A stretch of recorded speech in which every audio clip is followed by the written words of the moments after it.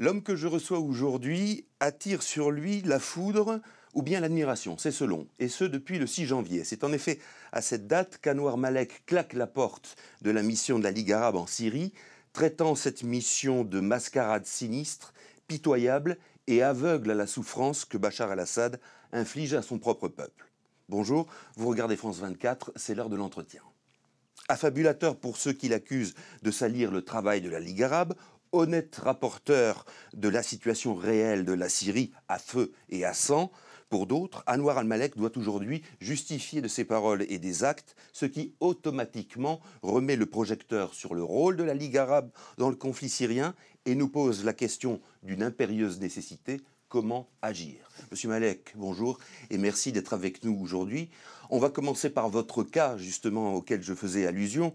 Comment expliquez-vous que parmi tous les membres de la mission de la Ligue arabe en Syrie, vous ayez été le seul à, comme on dit en français, ruer dans les brancards, à protester? La majorité, l'écrasante majorité des observateurs représentent des États et des gouvernements. Ils critiquent cette mission, critiquent les circonstances de cette mission et des observateurs, mais ils sont incapables de décider quoi que ce soit, car ils reçoivent leurs ordres de leur gouvernement qu'ils représentent. Quant aux organisations des droits de l'homme, et notamment l'Organisation arabe des droits de l'homme, elle travaille avec la Ligue arabe. Et donc je suis le seul à avoir exigé dès le début de la Ligue arabe des droits de l'homme que je reste indépendant sans aucune décision d'en haut. Et c'est pourquoi j'ai décidé de parler avec audace, sans rendre de compte à quiconque. Alors précisément, comment avez-vous été choisi, vous qui êtes finalement l'empêcheur de tourner en rond, vous qui êtes le membre qui dérange, pourquoi avez-vous été choisi pour faire partie de cette mission? En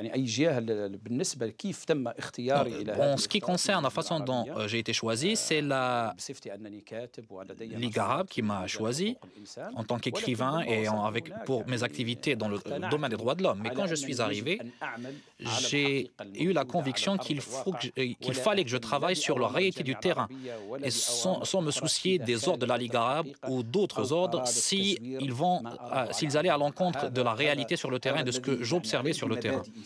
Ce sont mes principes dans la vie. Et je ne peux suivre quiconque si cela va à l'encontre de la réalité sur le terrain, que ce soit la Ligue arabe ou un gouvernement ou une organisation des droits de l'homme. Alors précisément, la réalité du terrain, qu'avez-vous vu de vos propres yeux qui prouve la partialité pro-Assad de la mission de la Ligue arabe? En ce qui concerne la réalité sur le terrain, lorsque nous sommes arrivés pour la première fois, et j'étais avec le général Adabi, et je suis arrivé à Bab Amr, j'ai découvert qu'il y avait une catastrophe humanitaire. Il y a des crimes de guerre, j'ai découvert qu'il y avait des crimes de guerre qui étaient commis, qui continuent d'être commis. C'est pourquoi j'ai commencé à revoir ma copie. Comment appliquer un protocole avec 4 points, avec des individus qui ont perdu leur famille, des proches, des membres, avec des viols, des crimes, des destructions de maisons. Et j'ai essayé de concilier entre le protocole et la réalité sur le terrain. Et dès le début, j'ai essayé de faire cela. Et le général Adabi, lorsque nous avons informé de cela, il nous a donné une opportunité pour sortir du protocole, pour faire des échanges, d'introduire de la nourriture à Bab Amr, car les gens avaient faim.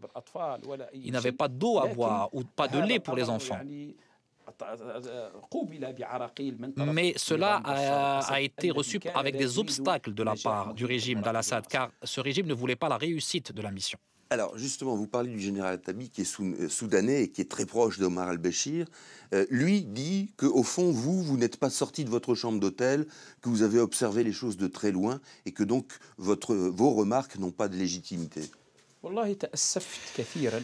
J'ai été très attristé par ces déclarations et je pense que si Adabi était conscient, il aurait dit que Malek ne m'a pas transmis les informations, mais qu'ils disent que je ne suis pas sorti de l'hôtel. Ceci n'est pas vrai. Et lorsqu'on lui a transmis les informations sur des vidéos, par exemple, il a dit que je ne suis sorti que du 27. Mais aujourd'hui, il y a des vidéos sur la télé syrienne qui démontrent que j'ai travaillé jusqu'au 5 janvier. Et le 6, j'ai démissionné. C'est vrai que pendant 5 jours, je n'ai pas travaillé. Donc j'ai démissionné le 6 et je suis resté jusqu'au 9 à Homs et je suis allé à Damas par la suite et après je suis parti.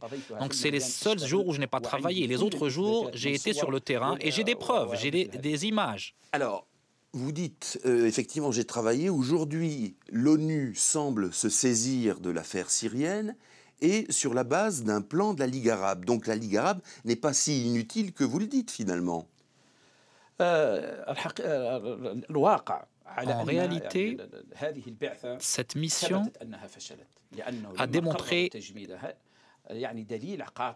son échec. Et la suite des événements a donné raison à ce que j'ai dit. Mais la Ligue arabe, pour contourner la vérité, pour ne pas reconnaître que j'avais raison, a déclaré que la violence a augmenté. Et Dabi a affirmé qu'il y avait une fatwa du cheikh Al-Arour pour assassiner les observateurs. Et c'est faux.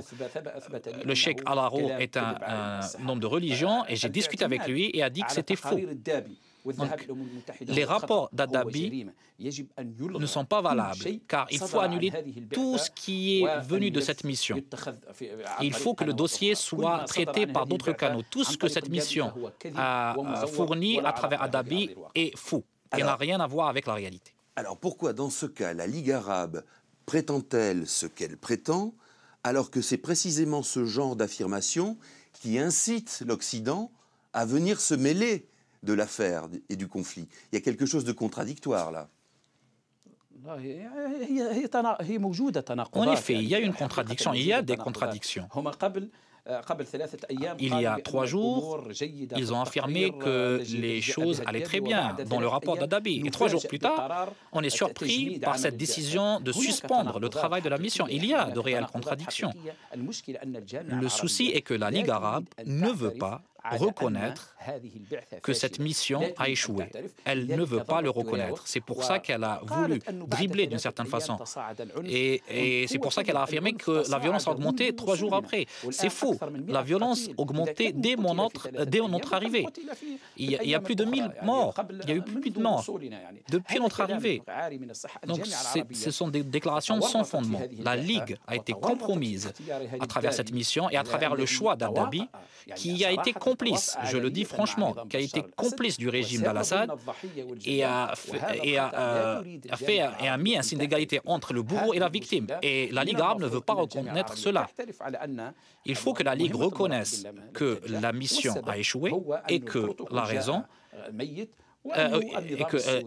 que le protocole était mort-né et que le régime syrien contournait le protocole pour gagner du temps. Donc finalement, la Ligue arabe, si je vous comprends bien, elle joue le rôle d'un élément ultra-conservateur, c'est-à-dire qu'elle veut maintenir les choses telles qu'elles sont, même si les choses sont horribles comme en Syrie. Nous n'avons pas tout vu sur le terrain.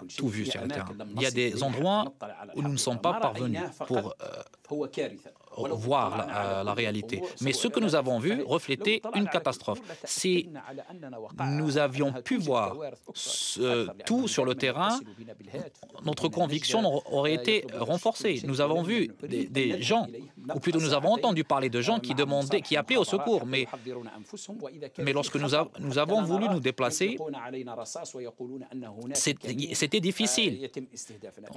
Et on nous a tiré dessus parfois. On nous a affirmé qu'on voulait nous tirer dessus. Ce sont des rapports qui n'étaient pas exhaustifs.